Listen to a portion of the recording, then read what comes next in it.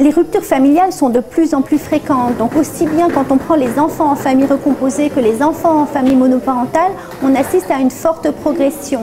Les enfants en famille recomposée sont actuellement 1,5 million, un précédent chiffrage datant d'il y a 5 ans était aux alentours de 1,2 million, donc une progression assez forte qui résulte de la diminution du nombre d'enfants vivant avec leurs deux parents. Quand il y a rupture, en général, on constate que dans la plupart des cas, l'enfant reste plus avec la mère.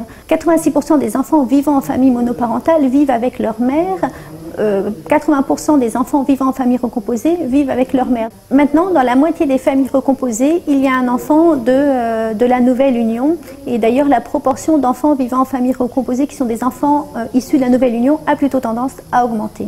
À Paris, il y a beaucoup plus d'enfants vivant en famille monoparentale et beaucoup moins d'enfants vivant en famille recomposée que dans le reste de la France.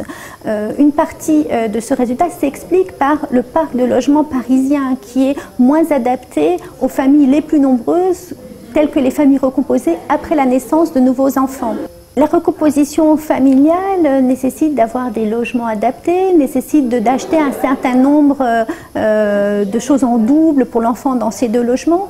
Donc ça nécessite des moyens financiers qui sont supérieurs à ceux dont disposent certaines personnes. Donc ce qu'on observe de manière statistique, de manière générale, c'est que le milieu social ou le niveau de vie des familles recomposées est en moyenne supérieur à celui des familles monoparentales.